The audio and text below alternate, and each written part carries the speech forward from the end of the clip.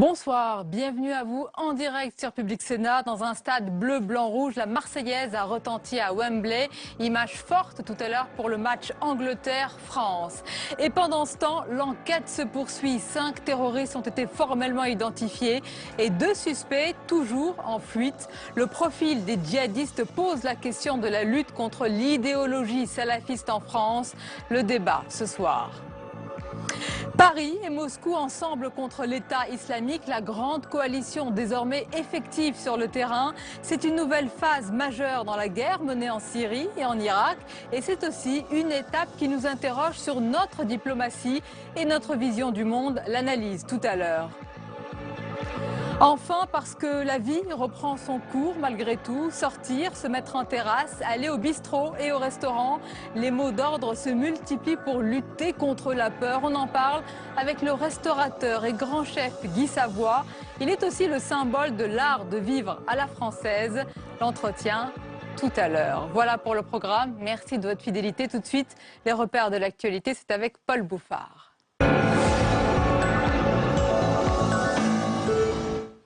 Bonsoir à tous. Jour après jour, les investigations progressent. En relation avec les attentats, 128 perquisitions ont été faites dans la nuit. L'un des 6 terroristes identifiés est toujours recherché et peut-être un autre suspect serait en fuite. Le point sur l'enquête avec Mounir Soussi. Les éléments aux mains des enquêteurs s'accumulent. Ce matin, ils ont découvert une voiture qui aurait été utilisée par les terroristes. Cette Clio noire était louée au nom de Salah Abdeslam, un des assaillants toujours en fuite qui aurait eu un rôle logistique important. Le Point révèle qu'au lendemain des attaques, la police a perquisitionné 2 studettes à Alfortville, elles aussi louées au nom de Salah Abdeslam. Les enquêteurs ont retrouvé des seringues usagées sur les lieux. Les investigations se poursuivent. 128 perquisitions ont été menées cette nuit. Ce soir, les services de sécurité sont sur la piste d'un nouveau suspect en fuite. Il aurait pris part aux fusillades des restaurants. Et dans le même temps, un nouvel appel à témoins a été diffusé. Les enquêteurs ont un doute sur l'identité du kamikaze du Stade de France. Le passeport syrien retrouvé près de son corps pourrait être une manœuvre. Autre élément révélé aujourd'hui, des sources proches du dossier auraient identifié cette voix dans le texte de revendication des attentats diffusés sur Internet par Daesh. La France et ceux qui suivent sa voix doivent savoir. Ce serait celle d'un Français, Fabien Klein, basé en Syrie et proche de Mohamed Merah. Et ce soir, le bilan de ces massacres reste toujours provisoire. 221 victimes sont encore hospitalisées, 57 se trouvent en réanimation. Sur les 129 personnes décédées, 117 ont été formellement identifiées.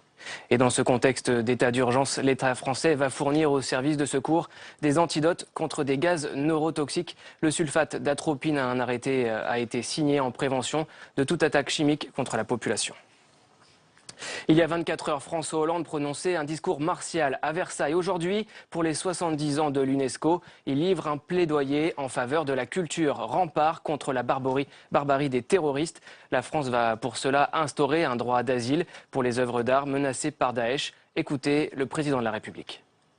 La seconde priorité, c'est d'empêcher que les œuvres transportées puissent tomber entre les mains des terroristes. Alors, la France accueillera des refuges pour que les biens culturels menacés puissent trouver, si je puis dire, un asile.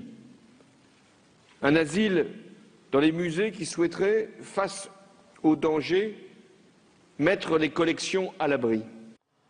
L'unité nationale n'aura duré qu'un temps dans la classe politique. Aujourd'hui, elle vole en éclats à l'Assemblée nationale. Une ambiance houleuse dès le début des questions au gouvernement, où Manuel Valls a justifié les inflexions de la diplomatie française en Syrie.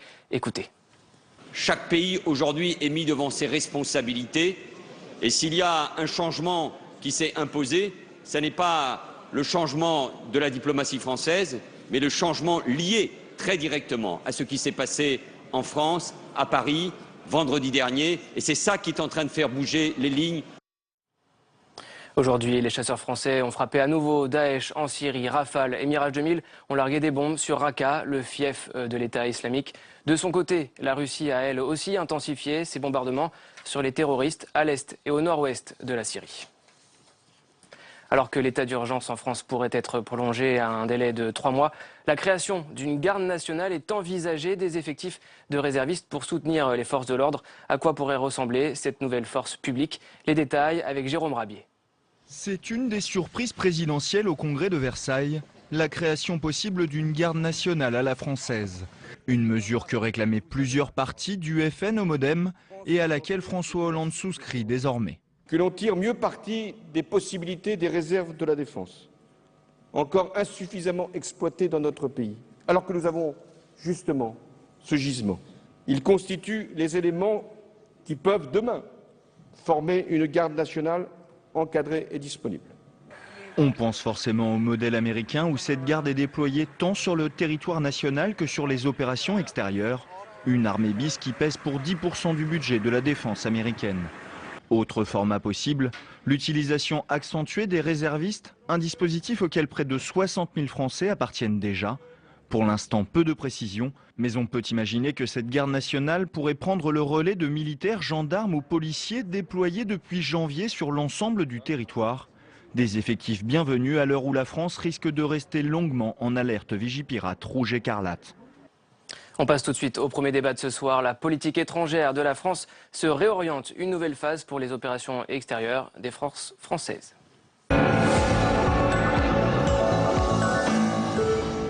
Oui, le changement est déjà effectif sur le terrain. Paris, Moscou, Washington, la Grande Alliance se met en place contre Daesh sur le terrain syrien et irakien. En France, les changements de discours et d'action marquent une véritable inflexion de notre diplomatie. Alors beaucoup en France et ailleurs dans le monde le réclamaient depuis un certain temps. Mais pourquoi? Et on peut se poser la question légitimement. La France a-t-elle mis tout ce temps pour s'adapter? Y a-t-il eu une vision erronée de la situation et des rapports de force au Moyen-Orient et dans le monde? L'introspection est nécessaire. On en parle avec nos invités ce soir. Thomas Gomard, bonsoir. Bonsoir. Et bienvenue. Vous êtes le directeur de l'IFRI, c'est l'Institut français des relations internationales. Nous accompagne Qatar Aboudia, bonsoir. Bonsoir. Bienvenue. Professeur, politologue et spécialiste du monde arabe. Yves Pozzo di Borgo est avec nous, bonsoir. Bonsoir. Sénateur, membre de la Commission des affaires étrangères. Alors messieurs, hier encore, Thomas Gomard sur ce plateau, avec notamment l'ambassadeur russe, on évoquait cette grande coalition qui se dessine avec les Russes. Est-ce qu'aujourd'hui, c'est déjà effectif sur le terrain? Paris et Moscou travaillent, collaborent, peut-être pas déjà main dans la main, mais quasiment. Bon, je crois qu'il faut voir les choses de manière très graduelle. C'est que la chose importante à noter, c'est le tournant diplomatique pris par le président de la République. De là à parler tout de suite d'une grande coalition, je pense qu'il faut d'abord passer par une phase de coordination sur le terrain, et c'est probablement à cette phase que nous assistons.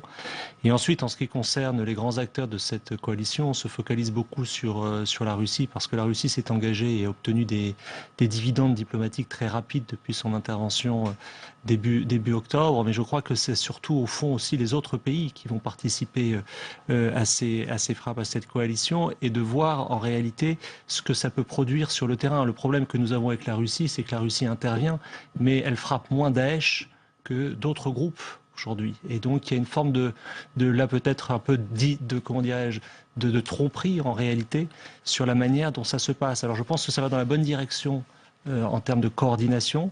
En revanche, je pense qu'il faut bien voir ce qui est ciblé et comprendre qu'on n'a pas forcément encore aligné complètement les cibles. Ah, le mot que vous avez utilisé n'est pas anodin, un tromperie, Yves Pozzo di Borgo. C'est vrai que certains experts, notamment américains, disaient il y a quelque temps que la Russie frappait d'autres cibles que Daesh, mais apparemment, il n'y a pas eu de changement de cette stratégie sur le terrain. Il faut se méfier du discours des Américains, évidemment qu'ils avaient intérêt à dire cela.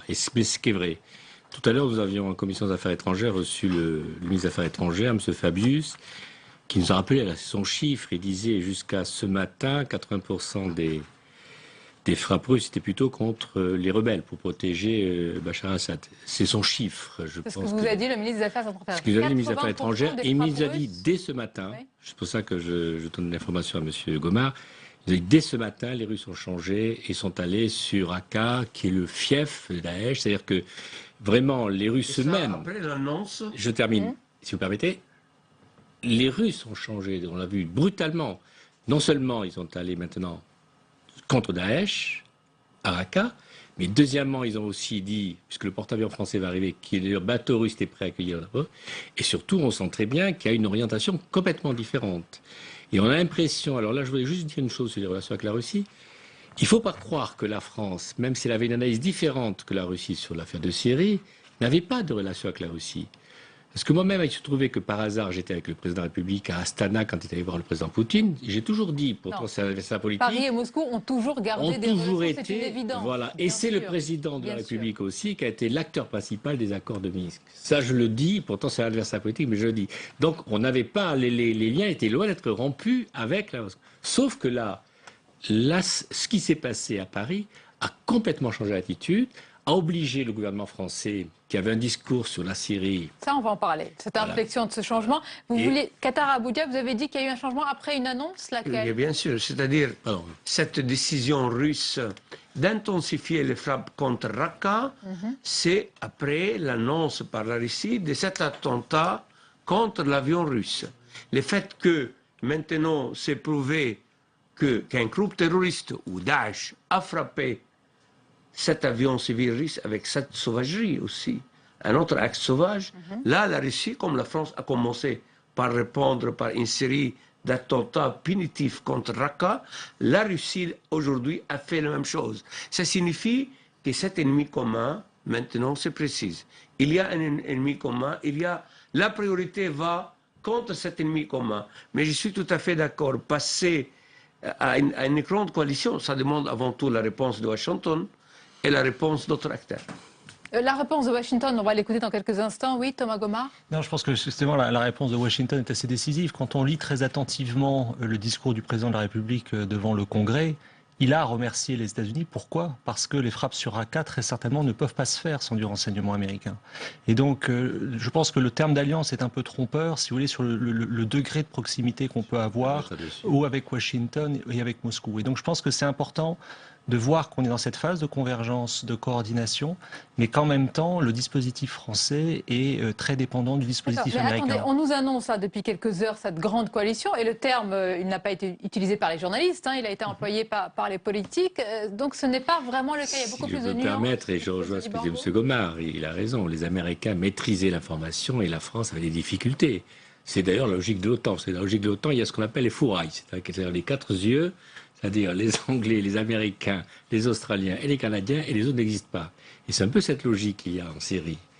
Et là, le problème, et c'est vrai que ce qui s'est passé, je rejoins ce que disait, c'est que l'attentat de Paris a touché tout le monde. Parce que tout le monde se sent touché. Moi-même, j'étais juste le jour de l'attentat, je suis arrivé le soir à Saint-Pétersbourg, et déjà les Russes étaient très inquiets.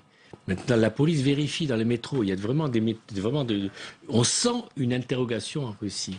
Et cet attentat, en fait, a changé complètement la donne chez les États-Unis, chez les Anglais, chez les Européens, chez beaucoup d'autres pays. Parce que Daesh, et vous le savez très bien, ce n'est pas uniquement sur la Syrie et l'Irak. Moi, je suis l'Asie centrale, le Tadjikistan, le Turkménistan sont des pays qui sont faits. Au G20, c'est M. Fabius qui nous l'a dit, plusieurs pays se sont interrogés sur la façon dont Daesh avait déjà des stratégies contre la Malaisie, contre tous les pays musulmans.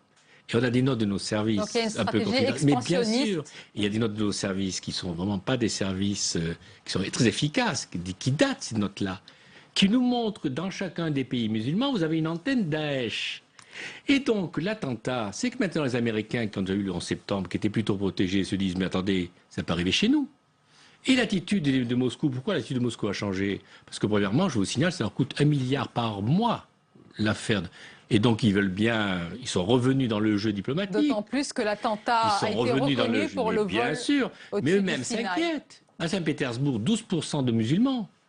À Moscou, peut-être beaucoup plus nombreux. Et donc, tout le monde s'inquiète. Pardon, donc, parce que Thomas Gomart, on emploie le mot guerre. Quand on emploie le mot guerre, c'est que c'est circonscrit à un territoire. Or là, ce n'est pas seulement la Syrie et l'Irak. Yves Pozzo-di-Borgo a cité d'autres territoires. Quand Manuel Valls ou François Hollande disent on va éradiquer Daesh, comment le faire puisqu'il est sur d'autres territoires? Deux choses. La première sur la Russie qui aurait changé. En fait, non, précisément, la Russie n'a pas changé. Et la Russie touche les fruits de sa constance diplomatique. C'est-à-dire qu'elle a réussi ce retour diplomatique de sortir de son isolement après l'Ukraine à la faveur de la Syrie, puisque sa ligne est toujours la même. la protection du régime de Damas, envers et contre tout. Ce sont les autres puissances, en particulier la France, qui ont changé de pied, mais pas la Russie. Maintenant, pour répondre à votre question sur la guerre, évidemment, la difficulté dans laquelle on est, c'est qu'on utilise ce terme maintenant à satiété sans forcément voir les conséquences. Et on est dans une situation où il faut revenir à la dialectique ancienne et classique de la diplomatie et de l'outil militaire. Nous sommes en train de partir en guerre avec un outil militaire probablement impréparé, insuffisamment préparé.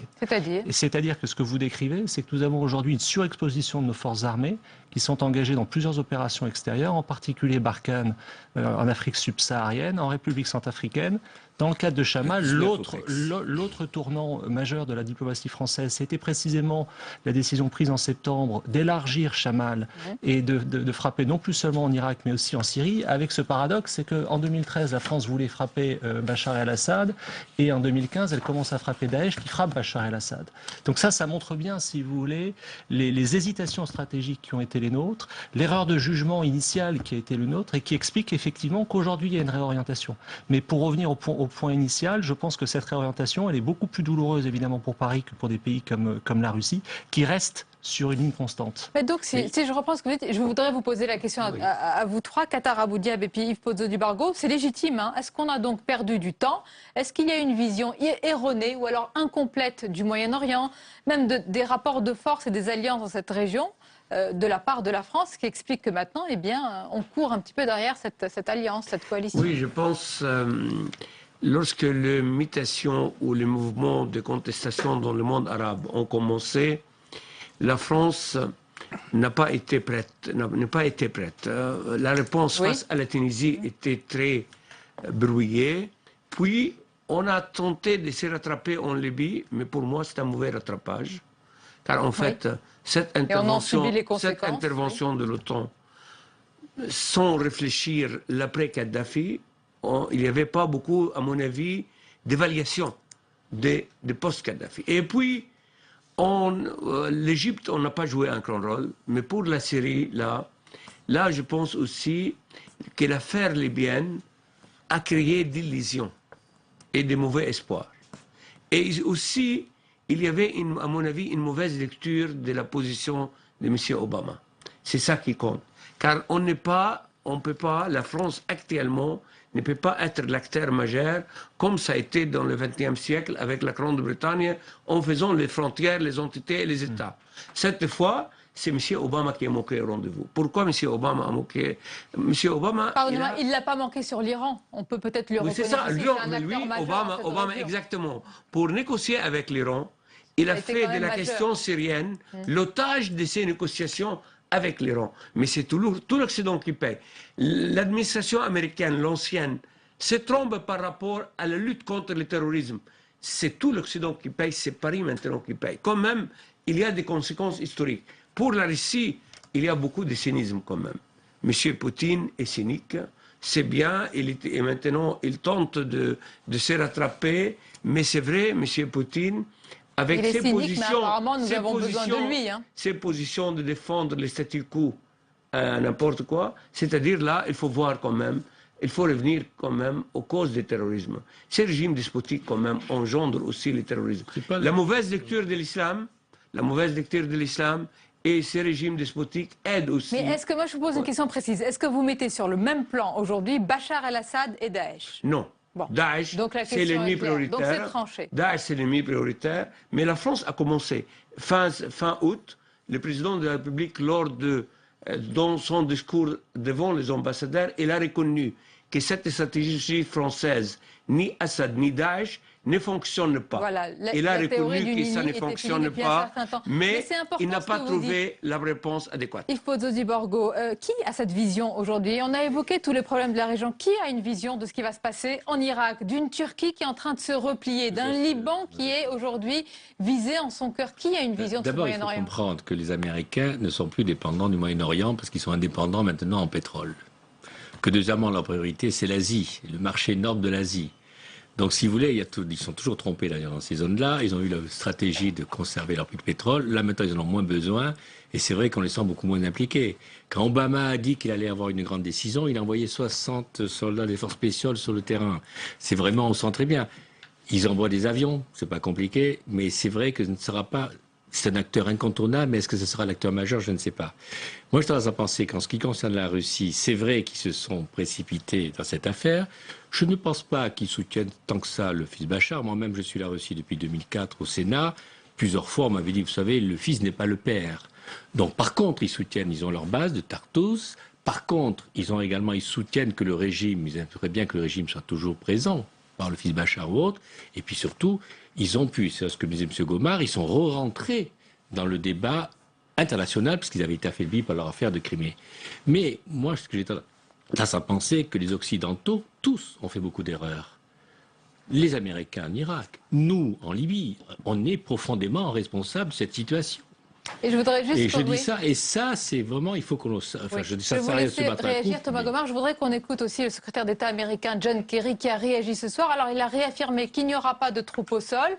Et quand même, il a réaffirmé qu'il ne peut pas y avoir d'avenir pour Bachar al-Assad en Syrie. Écoutez-le. Non, le départ de Bachar el-Assad reste essentiel. Pas parce que c'est moi qui le dis, ou parce que c'est la France qui le dit, ou un autre pays.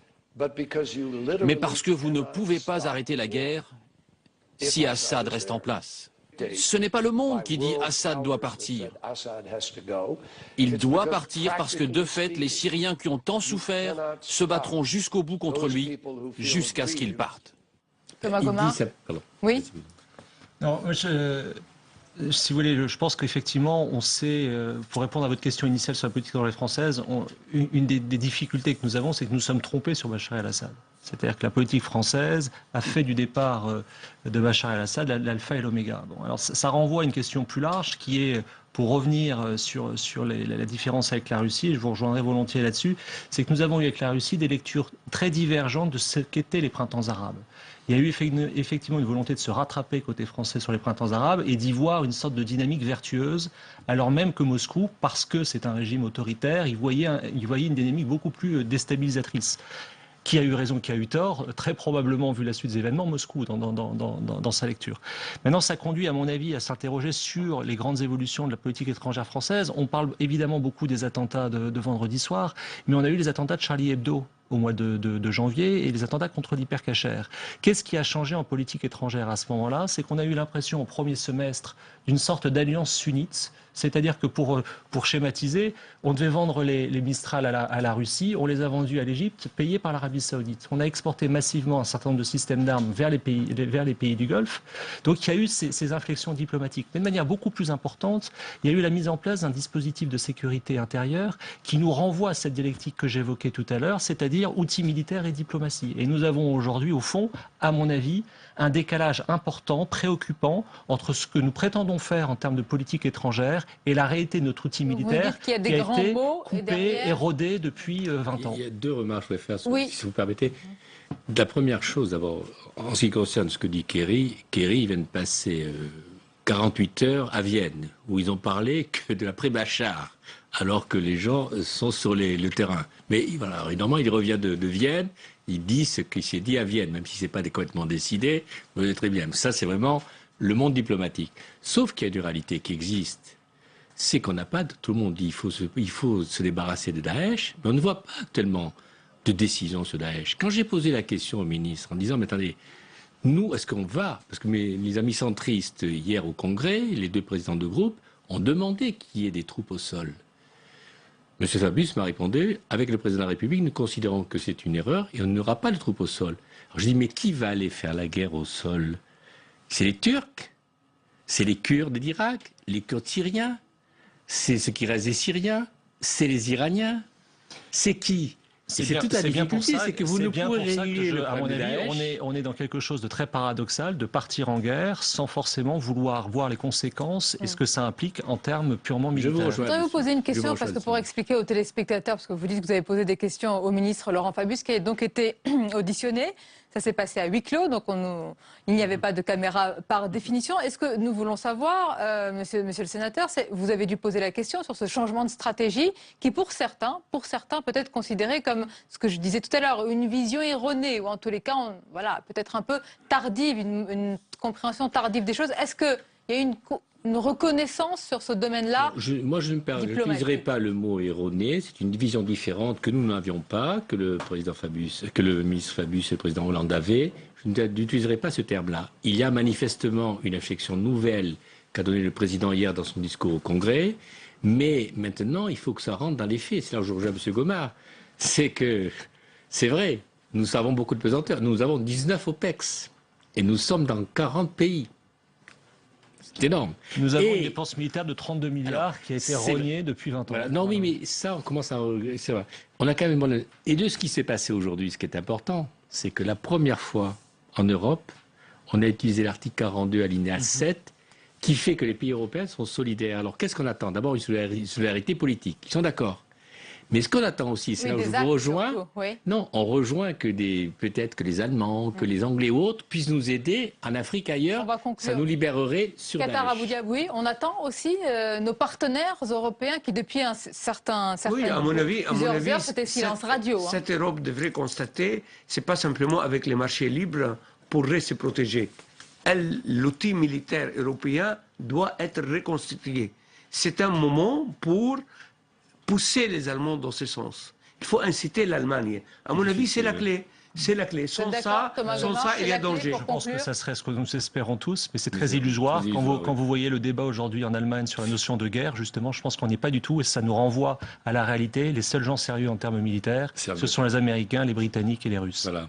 Merci messieurs, merci pour ce débat et votre analyse. Restez avec nous, la suite de votre émission. Dans quelques instants, notre second débat sera consacré bien ce soir à un sujet important, la lutte contre l'idéologie salafiste en France. Un débat sans tabou à suivre. Mais d'abord, c'est l'heure de l'édito avec notre chroniqueur Jean-Louis Gombault.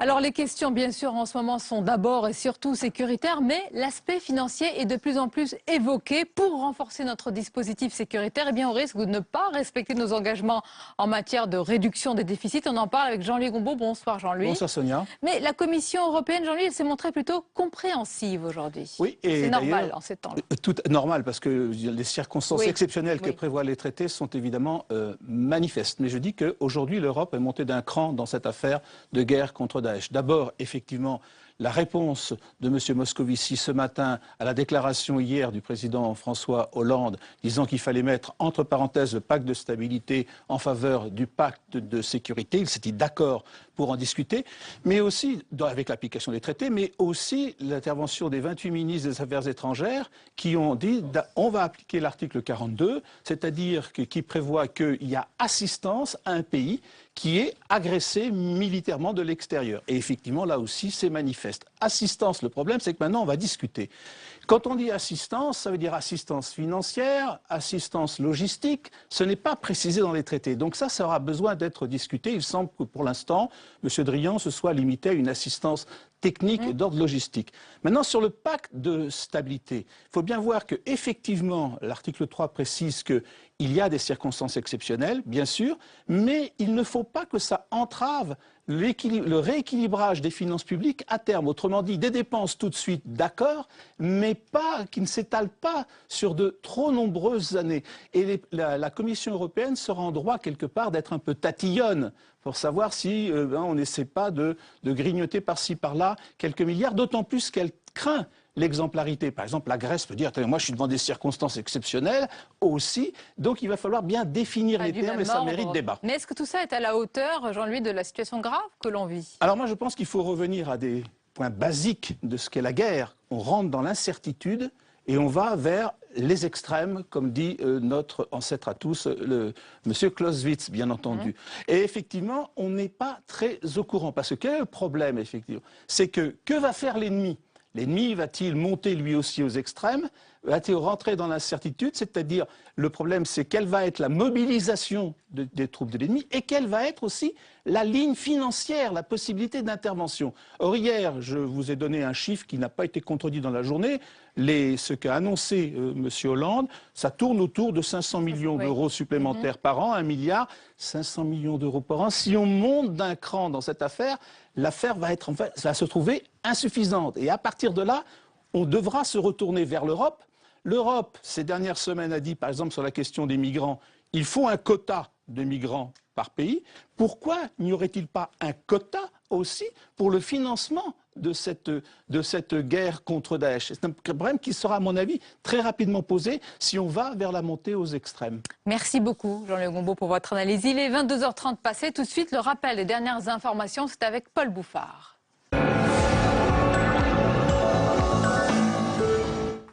4 jours après les attaques, François Hollande veut faire vite, faire adopter une prolongation de l'état d'urgence, modifier la Constitution pour créer un régime civil d'état de crise. Le calendrier parlementaire est bouleversé. On fait le point avec Faustine Saint-Geniès. Pas de trêve dans l'ordre du jour du Sénat, mais quelques modifications en vue tout de même, après les annonces du président de la République devant les parlementaires, réunis lundi en congrès. Le gouvernement va consulter, donc je pense que ça devrait être assez bien ficelé. D'abord, il y a la première phase où on va voter la prolongation d'état d'urgence, et puis ensuite ce débat un peu plus structurel sur la nécessité de transformer la Constitution. Premier volet donc, la prolongation de l'état d'urgence. De 12 jours pour le moment, François Hollande souhaiterait allonger sa durée à 3 mois. Le projet de loi doit être envoyé dès demain au Sénat. Il sera examiné en commission jeudi pour un vote en séance publique vendredi. Deuxième étape, la réforme constitutionnelle pour adapter le texte de 1955 portant sur l'état d'urgence. Le président de la République veut aller vite, très vite, mais pour l'instant le calendrier n'est pas arrêté. Le contenu non plus n'a pas été clarifié selon la majorité de droite et du centre au Sénat. Pour l'heure, nous n'avons aucun contexte, aucun texte de fond concernant cette réforme constitutionnelle. Donc nous ne savons pas ce que souhaite le président de la République. Un texte et son calendrier qui seront sans aucun doute précisés lors du Conseil des ministres demain matin. Les parlementaires au Sénat sont mis à contribution dans cet état d'urgence, notamment en ce qui concerne la mise en place de mesures de sécurité supplémentaires. On retrouve Tam Tranui en direct de la salle des conférences. Vous êtes avec le sénateur socialiste Claude Raynal. Oui, Claude Raynal qui est le sénateur socialiste de la Haute-Garonne. Alors comment les collectivités participent-elles à la mise en place de l'état d'urgence, Claude Raynal? Écoutez, d'abord, elles sont en lien avec le préfet. Avec l'État, comment travaille-t-il avec l'État? Elles sont en lien en permanence et le préfet fait connaître aux collectivités ses souhaits par rapport à ces questions-là. Vous savez que la sécurité, c'est quand même une question d'abord et avant tout, une question de l'État. Je crois que dans le rôle qui est le nôtre, c'est simplement en tant qu'élus locaux de participer à l'information de l'État sur ce qui peut se passer dans la commune et puis avoir sans doute une volonté d'organiser. Certains maires disent être démunis face à cette situation, se sentir un peu perdus. De toute façon, ils n'ont ni la responsabilité ni les outils pour être totalement actifs. Ils ne peuvent qu'être finalement des aides de l'État, des aides du préfet pour à la fois informer sur ce qui se passe dans la commune, pour à la fois donner, chaque fois que le préfet souhaite avoir des informations sur telle ou telle famille, telle ou telle personnalité, avec le lien que nous avons avec les polices municipales, lorsque nous en avons, bien entendu, nous avons des possibilités de donner de l'information pour permettre d'agir si cela est nécessaire. Les collectivités vont être dans une situation très particulière avec cet état d'urgence. Est-ce que vous pensez que cela demande des moyens supplémentaires pour gérer, notamment dans le contexte où on a dit que finalement le pacte de stabilité ne tenait plus? Non, je pense que le pacte de stabilité, c'est la question de renforcer les moyens de l'État. Le président de la République l'a dit, en termes de force de sécurité, en termes de justice. C'est sur ces aspects-là, en termes militaires également, qu'il y a une question budgétaire et donc une question liée au pacte de stabilité. Ce n'est pas, je le crois, c'est par rapport à des demandes qu'auraient les communes, des demandes budgétaires qu'auraient les communes. Les collectivités ne demandent donc pas plus de moyens en cette période de baisse des dotations? On ne peut pas dire ça. Chaque maire qui a un commissariat va demander à ce que effectivement la police de proximité soit renforcée, bien entendu, et de faire en sorte que s'il y a des effectifs nouveaux, ils ne soient pas concentrés que sur l'agglomération parisienne, parce que le risque, il est en fait partout, il peut se produire partout, et donc chaque maire aura évidemment l'idée de sécuriser sa commune et de faire en sorte d'être entendu au mieux par l'État. Merci beaucoup Claude Raynal d'avoir répondu à ces questions. Je vous retrouve tout à l'heure, Paul, pour de nouvelles réactions. Merci Tam. Cet après-midi, les sénateurs ont adopté le budget 2016 de la sécurité sociale. Quelques modifications, notamment le report progressif de l'âge légal de départ à la retraite à 63 ans. 188 sénateurs de droite ont voté pour la nouvelle version du texte, 147 de gauche votant contre. L'heure de vous retrouver, Sonia, avec vos invités. Vous revenez sur les derniers développements de l'enquête sur les attentats de Paris.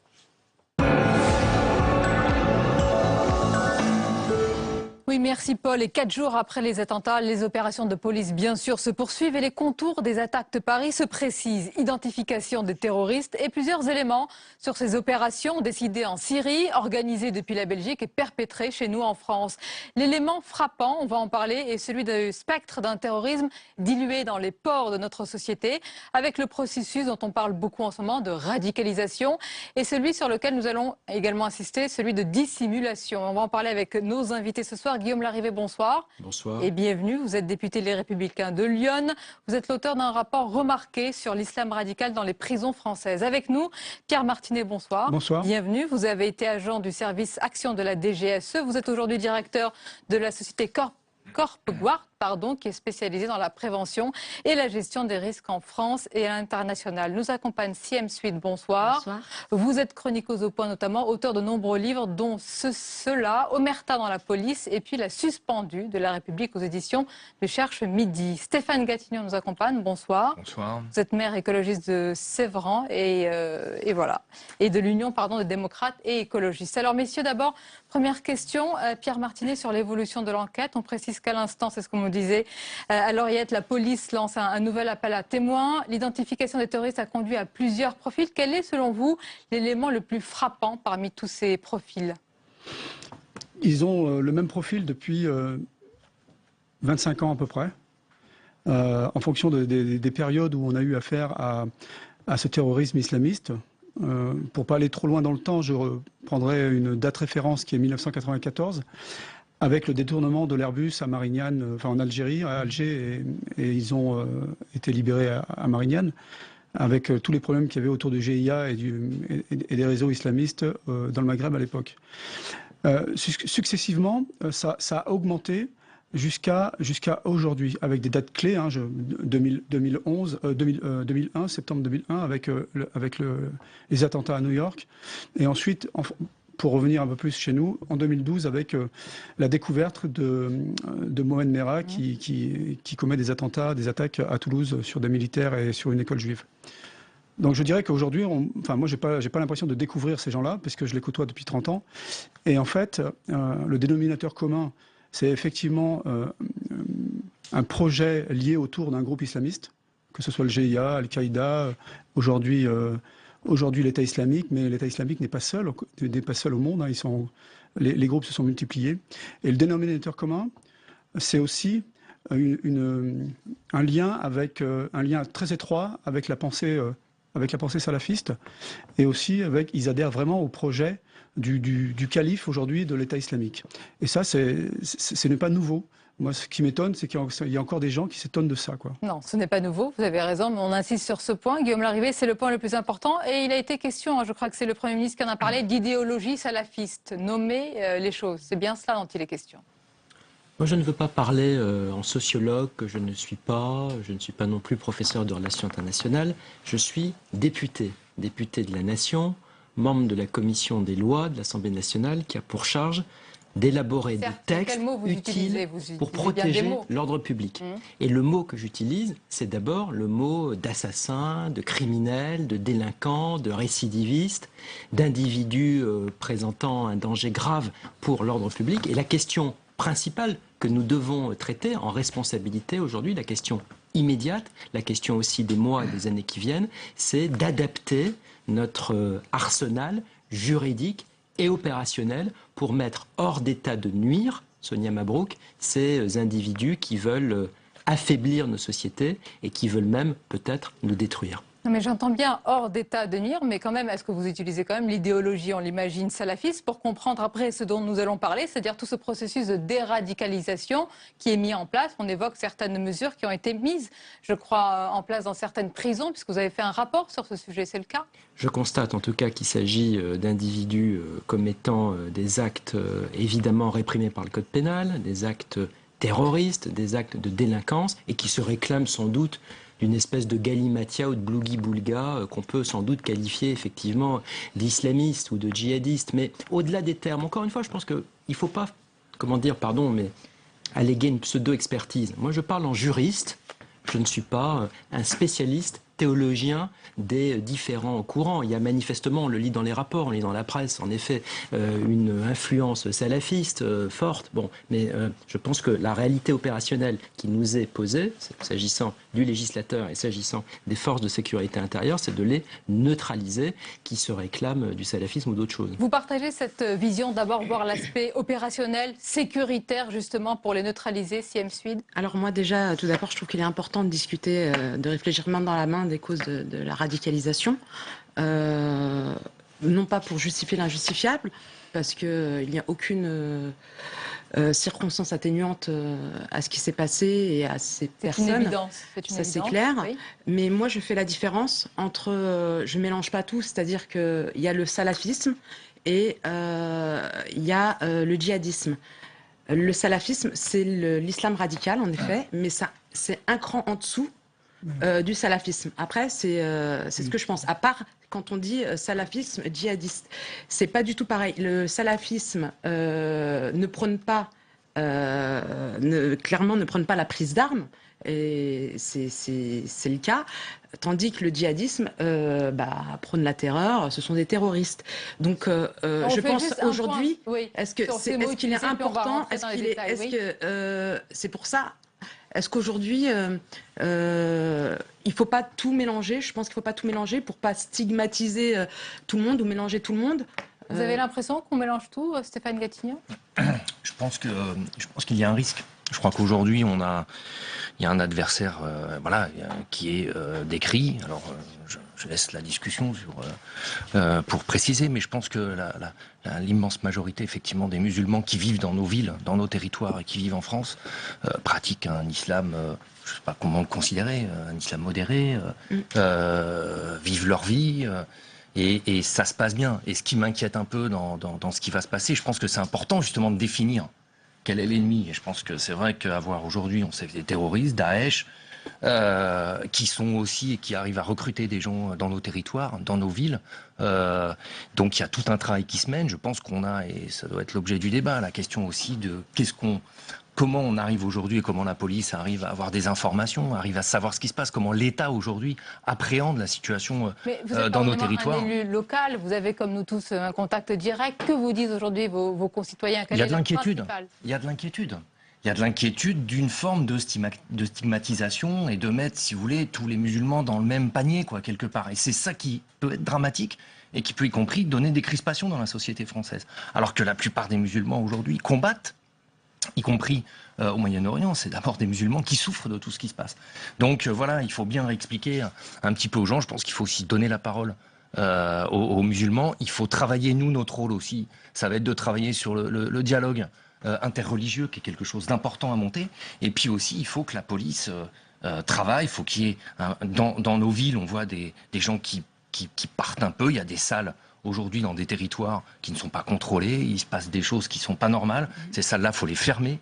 Voilà, il faut une intervention forte de la police sur les plus radicaux, ce qui se passe, pour que justement on fasse bien la différence. Et voilà, il faut que ça se passe le mieux possible. Pour qu'on fasse bien la différence, vous entendez, Pierre Martinet, cela fait déjà des mois que ce débat aurait pu avoir lieu sur le processus de radicalisation, sur les imams radicaux, sur les lieux qu'il faut fermer, sur les personnalités, les personnes qu'il faut appréhender. Comment vous regardez cette situation qui n'a pas évolué? Moi, on est clair sur comment nommer notre ennemi, et ça laissera la porte ouverte à toutes les spéculations, tous les fantasmes et tous les amalgames. Par cette question. Justement là, déjà, je comprends plus ce qui se passe. Déjà, j'ai plus compris. C'est un coup du gloubi-boulga. Après, c'est là que je suis perdu. En fait. Alors comment vous le nommez, vous? Écoutez, c'est très simple. C'est vraiment simple. Effectivement, il ne faut pas faire d'amalgame, mais il n'y a pas d'amalgame à faire. Mais moi, je suis quelqu'un de terrain. Dans le terrain, on a besoin d'avoir des informations claires. C'est-à-dire, on est factuel sur ce qu'on voit. On remonte l'information. Le renseignement est traité, analysé, et ensuite on prend des décisions. C'est pour ça que le renseignement remonte du terrain jusqu'à l'exécutif.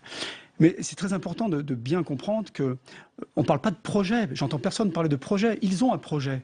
Ils ont un projet. Ils ont un moteur. Ils ont une essence. Ils ont de l'essence dans leur carburateur, dans leur moteur. Leur moteur, c'est l'idéologie. Et l'idéologie amène à la violence armée. Effectivement, le salafisme, c'est 3 courants. Le salafisme, c'est pas tous les salafistes ne sont pas des djihadistes. En revanche, aujourd'hui, tous les djihadistes sont des salafistes. Il faut l'admettre parce que le salafisme aujourd'hui, c'est le tremplin vers ce qu'on retrouve. Vous dites, Pierre Marcinet, que depuis d'ailleurs un certain temps, la France ne veut pas affronter ce problème-là. Non, ne veut pas nommer les choses. Oui. Ne veut pas nommer l'idéologie. Ne pas le combattre. Et dès qu'on parle de guerre, c'est une guerre pour nous. On compare ça à une guerre subversive. Et dans une guerre subversive, il y a l'aspect psychologique de la guerre. Et l'aspect psychologique, on la vit au quotidien. Le quotidien, c'est effectivement les radicaux, aujourd'hui, qui sont en France. Je parle des 150 mosquées salafistes qu'il y a. Il y a à peu près 10 000 salafistes, mais ça existait déjà. Avant, ils étaient dans des mosquées clandestines qu'on surveillait en Belgique, notamment, en Suède, au Danemark, à Londres, en Suisse, et bien sûr chez nous. Et c'est à partir de là qu'on dérive, qu'il y a une dérive vers la lutte armée. Parce qu'il y a d'abord l'aspect psychologique, ensuite il y a l'aspect financier de cette guerre, et ensuite, effectivement, il y a le djihad. Voilà, et le djihad, c'est la partie infime. Tout le processus. Guillaume Larrivé, ce qui est aussi frappant, même si les experts peut-être sont habitués à ces profils, c'est qu'il y a certains individus qui sont complètement intégrés, comme ce conducteur de bus à la RATP. Il a claqué la porte pour ensuite partir en Syrie. Un autre qui avait été identifié par l'empreinte d'un doigt, qui paradait quant à lui dans des vidéos amateurs de musique rap. Il avait été condamné plusieurs fois, etc., etc. Un autre qui avait été boulanger dans le quartier de la Madeleine à Chartres. C'est cela qui est aussi frappant. C'est pour ça qu'il est important de s'intéresser à ce processus de radicalisation. Vous avez travaillé notamment sur l'islam radical et même de dissimulation. Cela porte un nom, je crois que c'est la taqiya, dissimuler, s'intégrer, et puis un jour, c'est une bombe humaine. La dissimulation, c'est une tactique aussi vieille que l'art de la guerre, en réalité. Mais, encore une fois, moi, je ne cherche pas à avoir une approche pseudo-psychologique. Je prends les choses de manière pragmatique au regard des infractions commises ou susceptibles d'être commises par ces individus. Le job de l'État, la mission des pouvoirs publics, c'est d'assurer la sécurité des Français. Et donc, il faut qu'on soit capable... Sonia Mabrouk, c'est vraiment le cœur du sujet. Mais pourquoi vous ne voyez pas en amont le processus? C'est ça ce qui est frappant. Parce que je trouve que chacun doit parler avec sérieux, selon son métier, selon son expertise, et ne pas se livrer à des explications hasardeuses. Notre sujet aujourd'hui, je suis co-rapporteur de la loi sur le renseignement à l'Assemblée nationale et j'étais aussi co-rapporteur de la loi antiterroriste. Notre sujet, c'est d'avoir des instruments juridiques permettant d'utiliser des techniques de renseignement qui sont utilisés par des fonctionnaires des différents services spécialisés pour identifier des individus qui sont susceptibles de commettre des infractions et qui sont susceptibles de porter atteinte à la sécurité nationale. Ça, c'est l'aspect renseignement. Il y a par ailleurs un aspect de conduite opérationnelle des événements et nous serons saisis demain, comme vous le savez, d'un renforcement de la loi sur l'état d'urgence qui va donner au préfet des moyens supplémentaires de perquisition et d'investigation. Ce volet est absolument décisif et je pense qu'il ne nous appartient pas à nous, responsables politiques, de nous lancer dans des dissertations par trop subtiles pour distinguer des courants et des sous-courants. Pourquoi? Parce que comme ça, on prendrait presque le risque de légitimer, ces barbares. Moi, je ne veux pas me lancer dans une analyse trop intellectuelle de ce qu'ils veulent, des différents courants du salafisme, etc. Oui, mais soyons concrets, opérationnels, parce qu'on est dans une situation d'urgence. C'est super important de comprendre ce qu'ils veulent. Je pense que c'est important, effectivement. Moi, je pense quand même que c'est effectivement important de comprendre et d'essayer. Ça permet de voir réellement où est, entre guillemets, l'ennemi intérieur. Évidemment. Et sinon, on ne va pas s'en sortir. Et là, du coup, je vous rejoins, c'est qu'il y a un risque d'amalgame sur l'ensemble de la population. Donc le débat est important. Et il faut bien discerner, c'est pas la même chose. Je crois qu'aujourd'hui, il y a effectivement besoin, parce qu'on le voit bien, il y a un problème de renseignement aujourd'hui en France, et notamment dans nos territoires périphériques, il y a un problème de renseignement. Aujourd'hui, même au-delà d'ailleurs de ces questions-là, il n'y a plus d'instruments de renseignement, les infos ne remontent plus. Et comment un État peut, j'allais dire, gérer, réguler la vie courante si un État n'a pas de renseignement? C'est une vraie question qui se pose. Je vous réponds tout de suite, monsieur le maire, en respectant beaucoup votre action, et vous êtes tout à fait légitime comme acteur de terrain, respecté comme maire, comme responsable. La différence, La différence, c'est le respect de la loi. Vous avez d'un côté des gens qui pratiquent une religion, la religion musulmane, de manière absolument paisible, sans rien déranger, sans déranger personne. Ils peuvent être musulmans, ils peuvent être bouddhistes, ils peuvent être catholiques. Ça n'est pas mon sujet. Et puis de l'autre côté, vous avez des gens qui effectivement vont porter atteinte à la sécurité. Et ça, on peut les détecter par un contrôle sur Internet beaucoup plus puissant que ce qui a été fait ces dernières années. On s'est adapté. Monsieur, je pense qu'on a besoin de gens. Il faut aussi beaucoup de renseignements humains, monsieur le maire, beaucoup de renseignements humains qui mobilisent des acteurs locaux, des élus locaux, des relais associatifs, etc. Il y a un boulot de renseignement aujourd'hui à faire dans nos territoires qui est essentiel pour comprendre ce qui se passe. Aujourd'hui, je crois globalement, les gouvernants, entre guillemets, c'est-à-dire je ne cite pas personne, mais l'État, les gouvernants ne comprennent pas ce qui se passe dans nos territoires. Positif, négatif, tout ce monde très hétérogène. Aujourd'hui, il y a besoin que l'État sache ce qui s'y passe, parce que si on ne sait pas ce qui se passe, si on ne connaît pas les intervenants, on fait des choix qui ne sont pas les bons. Et si vous le permettez, je vais donner un exemple comme élu municipal. Moi aussi, je suis député, je suis jury, j'étais membre du Conseil d'État avant, mais je suis aussi élu local. Je ne suis pas maire, je suis chef de l'opposition, j'ai fait 49% dans ma ville, un chouïa, j'aurais pu être maire aussi. Je vais donner un exemple très concret. Dimanche soir, à la cathédrale d'Auxerre, le vicaire général, qui s'appelle le père Joël Rignot, organise un grand mouvement comme on l'a eu dans de nombreuses villes, un mouvement d'hommage, de recueillement. Oui. Les autorités laïques étaient là. Le chef de la mosquée n'est pas venu.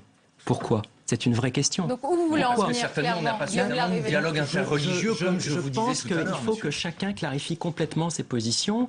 En effet, le chef de la mosquée était venu lorsque j'avais moi organisé quelques mois auparavant une séance d'hommage à des victimes. Il y a eu quand même de nombreux rassemblements. Il va y en avoir d'autres devant la grande mosquée. Mais je pense que le dialogue interreligieux est essentiel. Il y a des questions que se posent les citoyens qui sont un peu plus précises. Je vais vous laisser réagir. Juste un point encore de Pierre Martinet, parce qu'il y a quand même quelque chose de frappant qui interpelle tous les citoyens, et vous avez beaucoup de réactions là sur les réseaux sociaux, c'est que les voisins, l'entourage, le cercle intime ne voient pas ces individus évoluer à chaque fois, et on a souvent les mêmes réactions. Ah, mais c'était un gentil garçon. Ah, mais c'était quelqu'un de discret. Comment est-ce qu'on peut expliquer cela? C'est cela aussi le plus troublant. Monsieur le député, vous dites qu'il y a le volet sécuritaire de renseignement, mais il y a ce processus qu'il faut comprendre pour peut-être ne pas en arriver à ces drames. Si on veut combattre un ennemi, il faut d'abord savoir ce qui le motive, ce qui le fait avancer, ce qui le fait égorger son patron, ce qui le fait commettre toutes ces atrocités. Si on n'arrive pas à comprendre comment ils fonctionnent, on n'arrivera jamais à les arrêter. C'est très important de le comprendre, c'est très important d'être précis, justement pour éviter tout amalgame, on est tous d'accord là-dessus. Et ça a été très choquant pour nous de voir tomber les deux tours à New York. C'était très choquant pour nous de voir Mohamed Merah tuer des militaires parce qu'ils étaient en Afghanistan. Un Français qui... Voilà. C'était très choquant pour nous parce que du jour au lendemain, on s'est aperçu qu'il y avait ça en France alors que ça grossissait de jour en jour, de mois en mois et d'année en année. Et le monstre aujourd'hui, il est incontrôlable. Et si on ne sait pas d'où il vient et comment il fonctionne, et qu'est-ce qui le motive, on n'arrivera pas à l'abattre. Effectivement, en France, il y a des lois, nous respectons les lois. À l'étranger, c'est différent, parce que nous travaillons aussi à l'étranger sur ces groupes-là. Donc tout ce groupe-là de services de renseignement, effectivement, on remonte les renseignements. Mais ce qui est très important, ce n'est pas le renseignement, mais qu'est-ce qu'on en fait du renseignement? Ce qui est important, c'est comment effectivement, le renseignement est collecté à l'intérieur du territoire ou à l'extérieur du territoire, mais qu'est-ce qu'on en fait de renseignement? Aujourd'hui, on n'en fait rien du renseignement, parce qu'on a plein d'informations, mais l'information n'est pas traitée. On peut se poser ces questions au CM Sud et ne pas dire seulement pas d'amalgame. Il ne faut peut-être pas s'arrêter simplement à ce discours de façade. Il faut poser toutes les questions, il n'y a pas de tabou aujourd'hui. Il faut comprendre, de toute façon, pour pas que ça se reproduise, il faut comprendre les causes de la radicalisation. Je suis tout à fait d'accord avec monsieur. Après, moi, je pense que les services de renseignement se focalisent trop ou que sur les mosquées, et je pense que l'État a 5 ans de retard, clairement, parce que aujourd'hui la radicalisation ne se fait plus, en tout cas plus essentiellement dans les mosquées. Aujourd'hui, elle se fait sur Internet, sur les réseaux sociaux, et pas que, parce que quand on regarde le dernier terroriste en Tunisie, le week-end avant qu'il ait commis ses attentats, il était en boîte, il buvait de l'alcool. Donc en fait, Daesh leur demande de s'intégrer, d'être clairement... Oui, de ne pas du tout attirer l'attention. C'est pour ça que les entourages, que parfois le voisinage dit qu'ils ne remarquent rien. C'est terrible. Ils recrutent, comme les sociétés, ils recrutent sur Internet, et c'est devenu facile pour eux, en fait. Donc, au-delà de ces grandes mesures qui ont été annoncées, vous, Stéphane Gatignon, vous dites qu'au niveau du territoire, et vous allez peut-être rejoindre sur ce point, Guillaume Larrivé, il faut Peut-être pas une compréhension, mais en tous les cas, un maillage plus important au niveau des jeunes, peut-être, au niveau des élus, au niveau des responsables. Moi, je pense qu'il y a deux choses aujourd'hui. Il y a à mettre le paquet sur la question du renseignement pour qu'on retrouve des renseignements intérieurs qui soient sur le terrain, qui comprennent, qui appréhendent des choses, qui soient en mesure d'expliquer la situation au préfet, puis à l'État, ce qui permet de savoir ce qui se passe réellement. Et je parle là-dessus, mais sur quasiment tous les aspects de la société française et de la vie aujourd'hui en périphérie, ça c'est essentiel. Et puis à côté, je pense qu'il faut qu'on soit capable, nous du coup, les élus de terrain, de travailler le dialogue interreligieux et de dire qu'aujourd'hui, la religion, vous savez, chez nous, il y a les évangélistes, on a tout le monde entier a rendez-vous chez nous. Donc voilà, il faut travailler pour vivre ensemble. Ce fameux vivre ensemble, c'est aussi d'essayer de lancer des choses, des pistes, parce qu'il faut y compris se comprendre et se connaître un peu tous, quoi. Je vais laisser réagir dans quelques instants Pierre Martinet sur le changement de mentalité, de vision des choses qui est nécessaire au niveau également des renseignements. Mais Guillaume Larrivé, pardonnez-moi, je vais vous poser, c'est peut-être la troisième fois que je vous pose la question, mais j'ai du mal à comprendre votre vision sécuritaire, opérationnelle, je le comprends, mais j'ai du mal à comprendre pourquoi vous ne voulez pas remonter l'ensemble du processus pour comprendre l'origine du problème. Faut-il le mettre de côté? Non, mais c'est très bien de dialoguer, c'est très bien de comprendre, c'est très bien de s'interroger, c'est très bien de réfléchir. Je ne suis pas en train de dire qu'il ne faut pas réfléchir. Je dis juste qu'il y a quelques heures, nous avons subi des attaques dont je voudrais rappeler ici le degré d'extrême gravité. Mais personne ne l'a oublié. Je voudrais rappeler que pour la deuxième fois depuis la guerre d'Algérie, nous vivons sous l'empire de l'état d'urgence. Je voudrais rappeler que demain matin, sous la présidence du président de la République, pour la première fois depuis la guerre d'Algérie, nous allons adopter en Conseil des ministres un régime facilitant la dissolution d'un certain nombre de lieux, y compris de ce qu'on appelle communément des mosquées salafistes. Je voudrais rappeler que le gouvernement tunisien, vous le savez, a lui été en situation de fermer un certain nombre de lieux d'extrême radicalisation. Et donc je dis, comme législateur, que notre responsabilité aujourd'hui immédiate, imminente, c'est de faire face à ce péril par les moyens de l'état de droit. Le temps n'est plus, je le crois, de s'interroger, d'envisager le dialogue interculturel, de citer Ernest Renan et d'allumer des bougies. Tout cela est extrêmement respectable. Mais notre responsabilité à nous, et c'est peut-être ce qui distingue les analystes ou les analystes supposés de ceux qui sont aujourd'hui en responsabilité au Parlement et plus encore au gouvernement, ou dans les collectivités, notre responsabilité, c'est de prendre, Sonia Mabrouk, des mesures opérationnelles. Pour conclure, Pierre Martinet, vous entendez aussi, ça peut se comprendre ce que dit Guillaume Larrivé, c'est qu'on a déjà eu ces débats-là, on les a déjà eus, on s'en souvient, on les a tous tenus après le mois de janvier, etc. Est-ce qu'il n'est pas temps, là, justement, qu'il y ait ce déclic, ce changement de mentalité? En 48 heures, il y a eu plus de 300 perquisitions. Il y a eu... je ne sais plus combien de nombre d'armes, de poings, de lance-roquettes de récupérer. Tous ces renseignements-là, on ne les a pas eu en 48 heures. Ça fait des années qu'on a tous ces renseignements-là. Alors c'est sûr qu'il faut prendre aujourd'hui, on est dans l'action. Évidemment, on est dans l'action. On a eu presque 200 morts cette année. Il serait quand même temps d'être dans l'action. Mais nous, on réclame de l'action depuis 30 ans, madame. Voilà. Bien, c'est dit. Merci beaucoup. Merci pour ce débat et cette analyse. La suite de votre émission, et c'est l'une des images aujourd'hui, eh bien, une image de désunion à l'Assemblée nationale. L'union sacrée n'aura pas duré longtemps. C'est l'édito politique ce soir.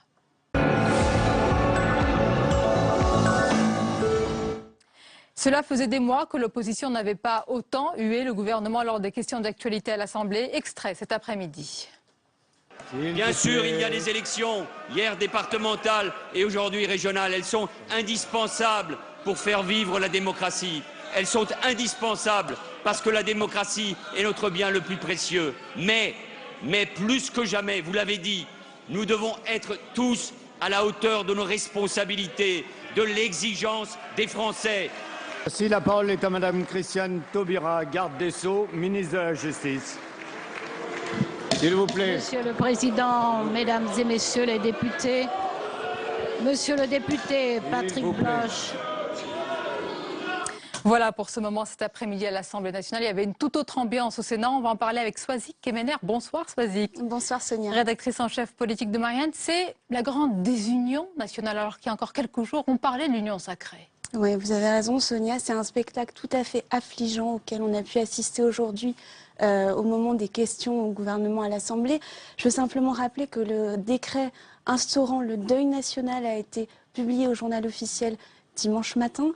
Nous sommes encore en moment de deuil, il ne s'achève que ce soir, mais la petite politique en fait n'a pas voulu attendre, c'est ce que nous montrent ces questions aujourd'hui. On a entendu des huées, des invectives venant des bancs situés à la droite de l'hémicycle. Les Républicains ont refusé de se lever pour applaudir les forces de l'ordre, à la demande pourtant, et les secouristes, enfin toutes les personnes qui ont été mobilisées courageusement tout le week-end. Manuel Valls les a fait applaudir, il n'y a que la gauche qui s'est levée et pas la droite. On en a même vu quelques-uns chez les Républicains qui ont recommencé leur campagne régionale comme si de rien n'était cet après-midi dans l'hémicycle. Alors évidemment sur des thématiques sécuritaires, on a vu Christian Estrosi et Laurent Wauquiez pousser leurs propositions sur les fichiers S, vous savez ces personnes qui sont particulièrement surveillées, S comme sûreté de l'État. On a vu aussi Valérie Pécresse avancer ses propositions pour les transports en Ile-de-France. On rappelle qu'elle est chef de file pour les régionales en Ile-de-France. On a entendu aussi à la sortie un cynisme surenchère. Ça, c'était la vision que pouvaient avoir les élus de gauche de ce qui s'était passé dans l'hémicycle. Alors maintenant, il faut comprendre pourquoi la droite... Oui, parce qu'en même temps, il y a de grandes attentes de la part de la population et des citoyens. Peut-être que la droite aussi se sent poussée par ce grand moment d'inquiétude et de gravité. Oui, alors la droite est aussi dans tous ces états. Alors, il faut faire juste mesure parce qu'ils ont été agacés d'abord par une première chose, c'est qu'ils ont découvert Claude Barthelone au perchoir. Et ça les a agacés dans la mesure où Claude Barthelone est lui-même tête de liste socialiste pour les régionales en Ile-de-France. Donc ils ont vu là quelque chose, un mélange des genres alors qu'ils s'étaient retirés du perchoir depuis la rentrée. Alors, mais il y a surtout autre chose, c'est que la droite, elle se débat dans un piège infernal. C'est-à-dire qu'ils ont assisté impuissants au discours de François Hollande hier au Congrès. Je dis impuissants puisque c'était encore un moment d'unité nationale, un moment très solennel. Ils sont levés pour applaudir, ils ont chanté la Marseillaise. Mais en vrai, ce que leur a fait François Hollande, c'est un véritable hold-up. C'est-à-dire que le virage diplomatique avec notamment le rapprochement avec Poutine, on va voir ce qu'il en sera la semaine prochaine, ça c'était la droite qui le demandait et Nicolas Sarkozy avait fait grand cas de son voyage les semaines précédentes en Russie. Il y a aussi la reprise de beaucoup de propositions comme par exemple la déchéance de la nationalité élargie aux binationaux nés français. Et puis François Hollande a appuyé encore sur un petit bouton là où vraiment ça fait mal, c'est cette histoire de révision de la Constitution. Parce qu'il faut savoir, donc il veut réviser l'article 16 et l'article 36. Or, cette réécriture, elle a été proposée par le comité Balladur. Édouard Balladur, c'est qui? C'est le mentor de Nicolas Sarkozy, c'est le seul homme politique qui l'écoute réellement. Donc la boucle est bouclée, on comprend mieux pourquoi les Républicains, qui ont été poussés ce matin lors de la réunion de groupe par Nicolas Sarkozy, étaient dans cet état-là. François Hollande, finalement, leur a laissé deux critiques. Il leur a laissé la remise en cause, vous en avez parlé tout à l'heure, des engagements budgétaires de la France de ramener son déficit à moins de 3% du PIB en 2017. Et ça, on voit bien que cette critique ne tient pas. La Commission européenne, aidée par la voix de Pierre Moscovici, a été très bienveillante ce matin. Et on comprend, vu les circonstances, vu ce carnage épouvantable au cœur de Paris. Et puis, les Républicains peuvent aussi évoquer le temps perdu. Mais là encore, François Hollande utilise une arme qui est assez redoutable, puisqu'elle crée un sentiment assez particulier au sein de la droite. C'est-à-dire qu'il dit... il critique la réduction des effectifs policiers sous Nicolas Sarkozy. Et comme par hasard, c'est un argument qui a été repris ce matin par Alain Juppé. En tous les cas, tout ce que vous évoquez a montré cette image, cette grande image de désunion aujourd'hui à l'Assemblée nationale. Merci beaucoup, Soisy Kemener, pour votre analyse. Il est 23h passé, les repères de l'actualité. Tout de suite, c'est avec Paul Bouffard, bien sûr.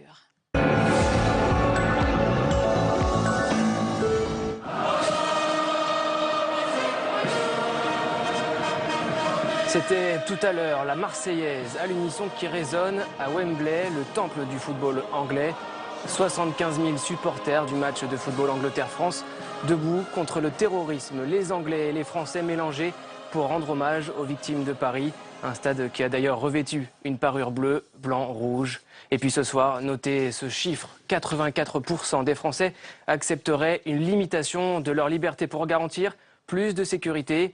Et puis ce chiffre, 59% des personnes interrogées estiment que la France a basculé dans une situation de guerre. 4 jours après les attaques, l'enquête avance. 128 perquisitions ont été faites dans la nuit. 2 suspects seraient en fuite. Les dernières avancées de l'enquête avec Mounir Soussi. Les éléments aux mains des enquêteurs s'accumulent. Ce matin, ils ont découvert une voiture qui aurait été utilisée par les terroristes. Cette Clio noire était louée au nom de Salah Abdeslam, un des assaillants toujours en fuite qui aurait eu un rôle logistique important. Le Point révèle qu'au lendemain des attaques, la police a perquisitionné 2 studettes à Alfortville, elles aussi louées au nom de Salah Abdeslam, Les enquêteurs ont retrouvé des seringues usagées sur les lieux. Les investigations se poursuivent. 128 perquisitions ont été menées cette nuit. Ce soir, les services de sécurité sont sur la piste d'un nouveau suspect en fuite. Il aurait pris part aux fusillades des restaurants. Et dans le même temps, un nouvel appel à témoins a été diffusé. Les enquêteurs ont un doute sur l'identité du kamikaze du Stade de France. Le passeport syrien retrouvé près de son corps pourrait être une manœuvre.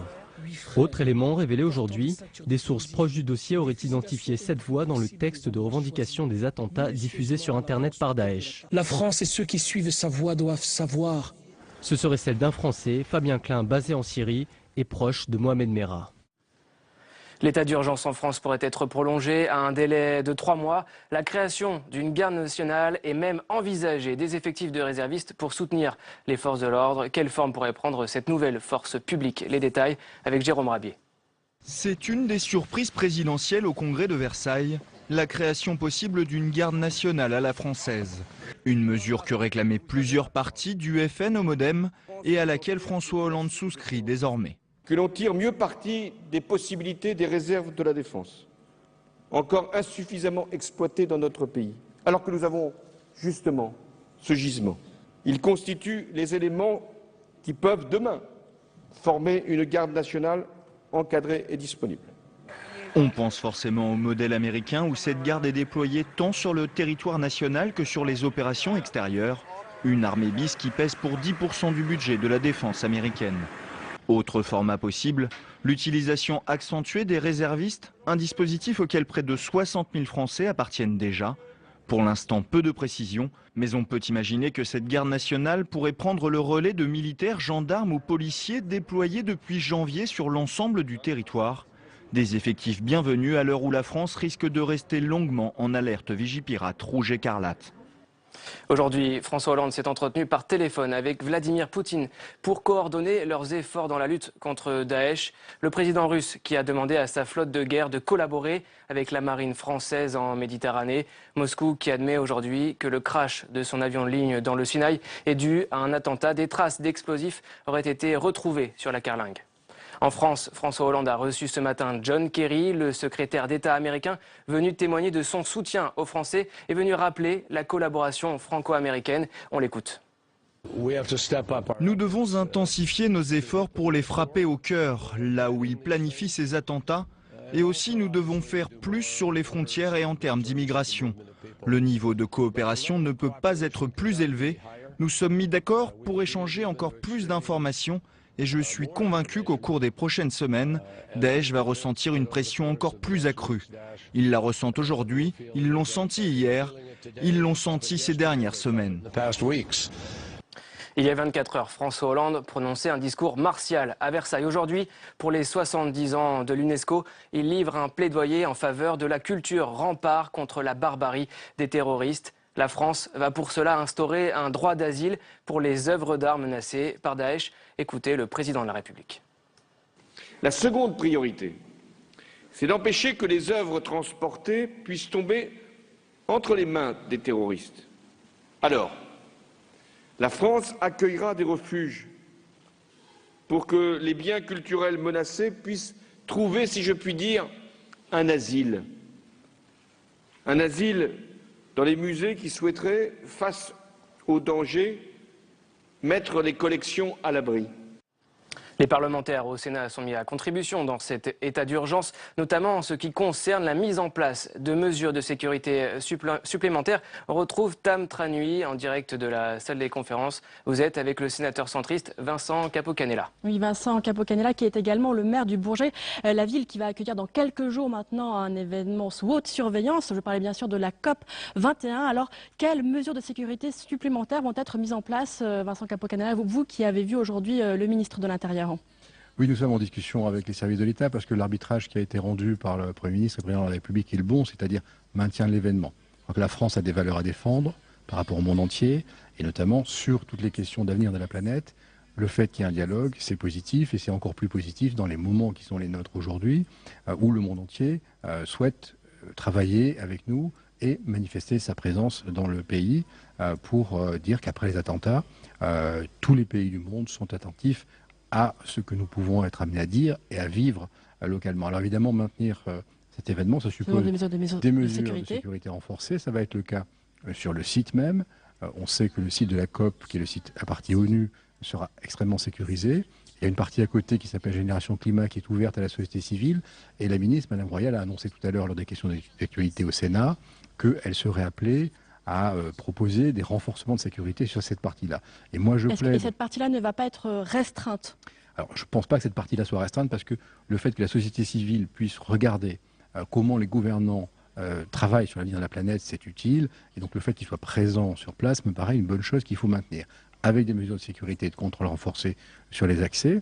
Ensuite, je plaide, et je l'ai dit tout à l'heure au ministre de l'Intérieur et au Premier ministre qui était présent lorsqu'on a eu cette discussion, sur le fait qu'il y ait des mesures renforcées aussi aux abords, notamment sur la ville de Bourget, mais pas simplement, sur les villes voisines, autour du secteur de la gare en particulier. Et je pense que là, il y a des flux de visiteurs, il y a des flux de conférenciers, il y a des bus, il y a des... Voilà, ça peut être effectivement un endroit particulier où il faut des mesures supplémentaires. Elles sont en discussion et j'aurai avec le ministre de l'Intérieur dans les heures qui viennent le contact nécessaire pour qu'on rende les arbitrages.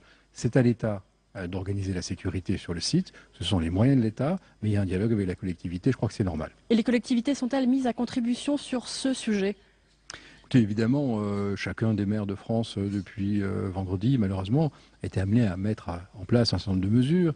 On a eu hier la réouverture des écoles, bien évidemment, et on est attentif à ce que chacune de nos écoles, mais aussi sur l'espace public, sur les services publics, la présence des polices municipales, lorsqu'on a la chance d'en avoir, permettent d'améliorer la sécurité. C'est fait en liaison avec les services de l'État là-dessus. Donc voilà, les communes sont mobilisées, elles le font à la hauteur de leurs moyens. Vous savez que les moyens des communes sont quand même comptés en ce moment. Et oui, tout à fait. Hein. Les communes avec la baisse de la dotation, bien sûr, mais qui mettent le maximum pour la sécurité des citoyens. Merci Tam. On passe tout de suite à la revue de presse.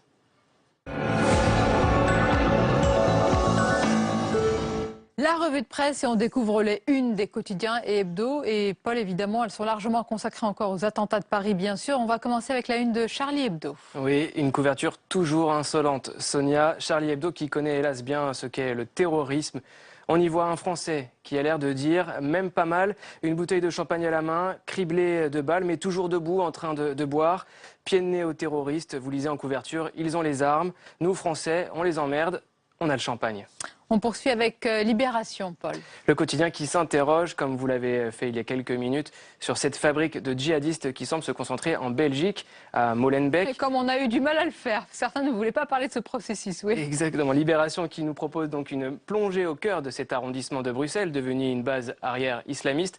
Libé qui s'interroge aussi sur d'éventuelles failles dans la surveillance de ces réseaux terroristes. La une des Échos à présent, Paul. Avec une fois n'est pas coutume, une photo en une du quotidien Écho, un Rafale qui décolle du porte-avions Charles de Gaulle, un Rafale qui a le feu vert désormais de Bruxelles. C'est l'esprit du titre du journal qui revient sur la bienveillance de la Commission européenne à l'égard de l'effort de guerre français.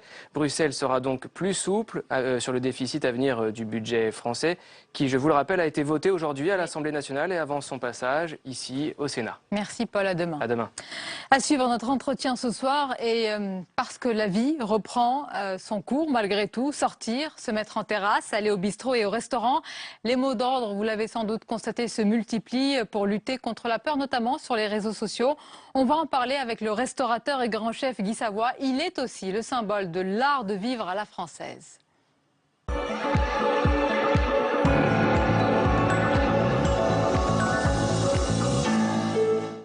Ces dernières heures, doucement, petit à petit, Paris renoue, bien sûr, avec ses habitudes, dans le respect du deuil et de la douleur, et avec beaucoup d'émotions. La vie reprend son cours et ses droits. Réouverture, par exemple, de la Philharmonie de Paris, du marché de Noël, les bars, cafés, bistrots, restaurants se remplissent de nouveau. Et à cette occasion, on a voulu ce soir recevoir un restaurateur grand chef qui symbolise à l'international ce qu'on appelle cet art de vivre à la française. C'est important de le souligner et de le rappeler ce soir. Guy Savoy, bonsoir. Bonsoir. Et bienvenue, merci d'avoir accepté notre invitation. Il y a ces dernières heures une multiplication de messages, notamment sur les réseaux sociaux, pour reprendre le cours de notre vie, sortir, s'installer à une terrasse de café, profiter des beaux endroits de Paris. Autrement dit, cultiver ce qu'on a de plus précieux, notre art de vivre à la française. C'est cela qu'ont visé aussi ces terroristes? Je pense bien sûr qu'ils ont visé cela. Mais auparavant, moi j'aimerais avoir aussi, bien sûr on a beaucoup, et c'est normal, parler des victimes, des proches. Mais moi, je voudrais ce soir qu'on pense aussi à tous les témoins, ceux qui ont été là, qui s'en sont sortis sur l'instant. Mais j'imagine aujourd'hui ce qui doit hanter leur pensée et comment on peut réapprendre à vivre lorsqu'on a vécu pendant plusieurs heures ce qu'ils ont enduré. Je crois que voilà. Donc, alors pour revenir, oui, je crois qu'il y a eu bien sûr un choc terrible, des annulations en avalanche. Je crois que tous les hôtels de Paris se sont vidés.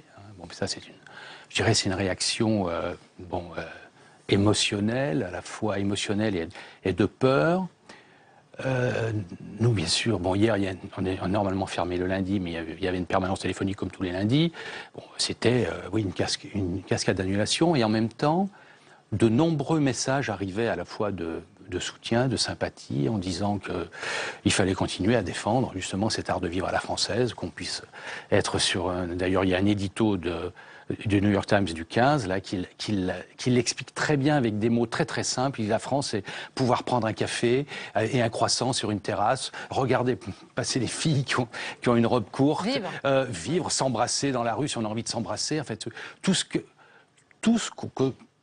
ces gestes au quotidien qui, pour nous, participent à notre qualité de vie, tout simplement, avec un environnement exceptionnel à Paris, quoi. Je veux dire, moi, j'ai la chance maintenant d'être pas très loin d'ici et de profiter d'un environnement qui est unique. On va parler de votre lieu, parce que vous recevez également beaucoup de touristes. C'est important de voir leur vision par rapport à ce qui s'est passé.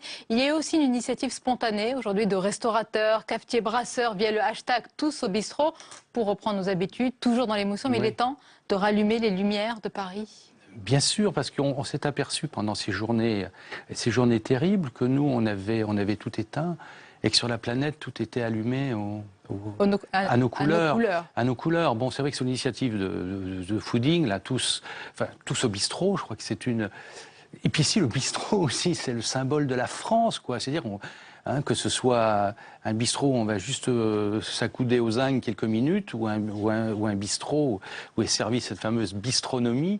Ça paraît anodin d'en parler, mais c'est presque, j'allais dire, un acte, et je pèse le mot, de résistance aujourd'hui. Mais je crois qu'il faut absolument défendre tout ça et que notre meilleure manière de se rébeller, c'est au contraire d'amplifier notre manière de vivre en leur disant c'est notre manière de vivre. Et vous n'avez déjà surtout pas à la juger et encore moins à la combattre, parce qu'on ne se laissera pas faire. Dans vos restaurants, brasseries en particulier, Guy Savoy, dans celui installé à la Telle de la Monnaie, il y a de très nombreux touristes qui viennent.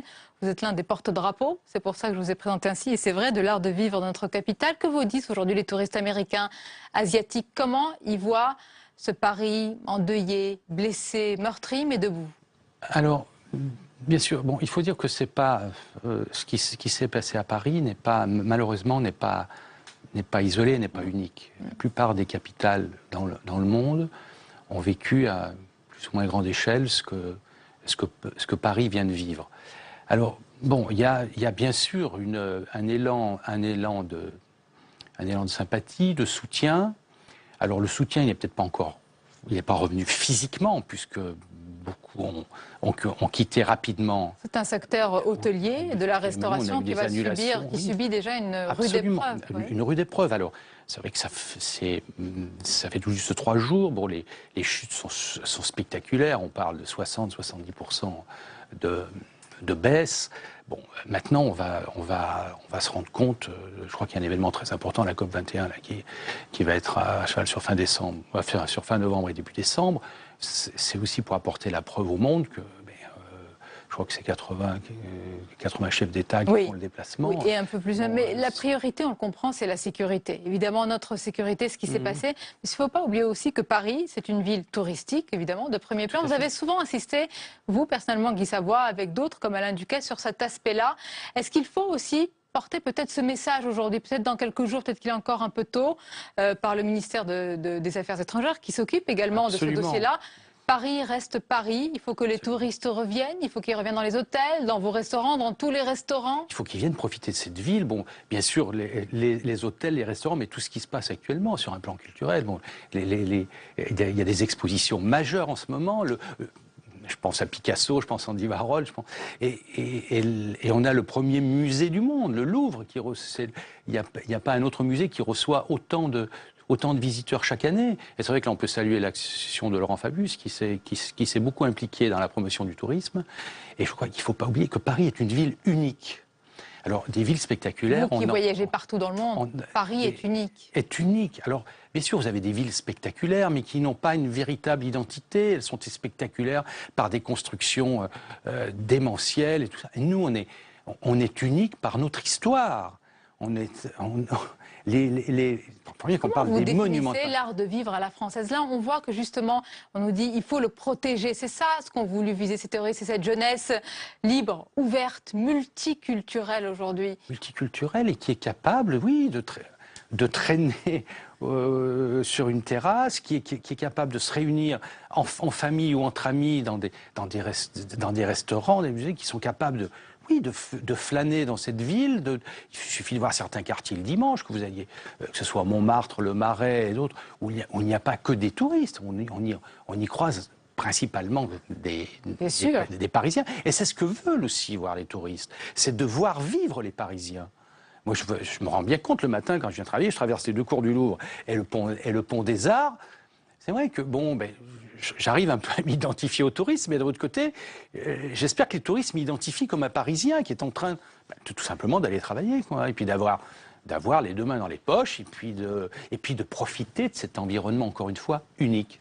Guy Savoy, vous avez côtoyé et vous côtoyez de très nombreux jeunes en apprentissage qui défilent dans vos restaurants depuis de très très nombreuses années. Vous avez une vision de l'évolution donc de notre société à travers tous ces gens-là, de ces crispations, de ces angoisses à notre société. Est-ce que vous entendez les discours en ce moment qui appellent à ne pas faire d'amalgame? Est-ce que il suffit de dire ça, oui. Ne pas voir ce qu'il y a derrière? Non, on fait pas attention. Enfin, nous, dans nos métiers, on ne fait pas attention parce que pour une raison très simple, c'est quelle que soit la nationalité, je crois qu'il y a une quinzaine de nationalités qui travaillent au restaurant, sur 60 personnes, il y a toutes les religions, mais tout le monde bosse. Mais bosse, c'est-à-dire que pour moi, bosser, c'est plus que... On veut bien le croire avec vous, on veut bien le croire, oui. C'est plus que travailler.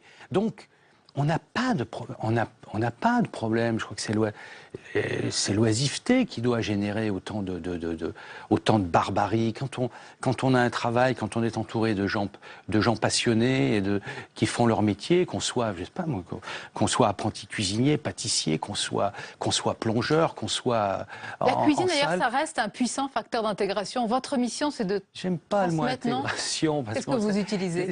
J'utilise pas de mots, justement. Moi, je fais naturel. Je fais pas de cas de tout ça. Vous savez comment je me suis aperçu qu'il y avait 15 sociétés chez nous? C'est un jour un jeune lycéen devait faire un rapport sur une entreprise et il me demande combien de nationalités travaillent dans mon... Et moi je réponds 2 ou 3. Et quand je lui fais visiter le restaurant, en fait, je m'aperçois qu'il y en avait, ce jour-là, il y en avait 12. Donc on ne fait pas attention à ça. Parce qu'on travaille. Je veux dire, moi, j'ai appris ça d'ailleurs dans le sport, le rugby, qui est un peu mon sport de prédilection. Je me suis aperçu que c'était avec des gens très différents, mais très différents physiquement déjà, qu'on fait une équipe homogène. Donc moi, j'applique ces mêmes principes dans ma maison. Moi, je veux dire que c'est que on peut pas tous avoir le même profil, on peut pas tous avoir les mêmes qualités. Et heureusement. Mais heureusement, qu'est-ce qu'on s'ennuierait. Mais on s'aperçoit que chaque personne est faite pour un poste et que dans un poste, eh ben, certains s'épanouissent parfaitement et qu'on a besoin de ce puzzle de plusieurs postes pour que tout fonctionne bien. Moi, je voudrais qu'on termine par le message, et c'est le titre de votre livre, « Savourer la vie », aux éditions Flammarion, et qui vient, je crois d'ailleurs, de remporter le prix Gastronomate, c'est bien ça? Quelle belle récompense pour un si beau titre. Oui, c'était un peu de raconter que on peut s'éclater dans son métier, on peut avec la passion, on peut être enthousiaste et puis peut-être aussi déclencher l'enthousiasme autour de soi et puis fédérer des équipes qui ont envie de faire des choses ensemble. C'est ce que vous faites depuis de nombreuses années avec la cuisine, c'est aussi partager, toucher le cœur des autres. En fait, c'est être en permanence dans le concret. C'est en permanence en prise directe avec la terre et la mer, parce que si on n'a pas de produit, on ne peut pas faire de cuisine. Si on n'a pas une équipe soudée autour de soi, on ne peut pas faire de la cuisine. Et si on n'a pas des convives qui ont envie de se faire plaisir dans la salle à manger, le restaurant n'existe pas. Donc, c'est toute cette diversité, à la fois de sensations. Nous, on a des sensations en cuisine. Le fait de faire passer les produits de l'état de comestibilité à l'état de plaisir, c'est des belles sensations, parfois en quelques secondes pour un filet de rouget. Et d'avoir dans la salle à manger des convives qui vont aussi se transformer, c'est-à-dire on sent au fil du dîner, convivialité. à 20h30, c'est ce qu'il faut de nouveau calme, partager dans les restaurants et les bistrots et tout cela. La- C'est la ça vie, le message aussi, la tout vie, simplement. la vie. Merci d'être venu La nous le vie. dire, si simplement. vie. Merci Guy Merci. Savoie. On arrive presque à la fin de cette édition, mais d'abord, vous le savez, c'est le zapping, tout ce qui s'est dit, vu sur notre antenne, largement consacré bien sûr encore aux attaques de Paris.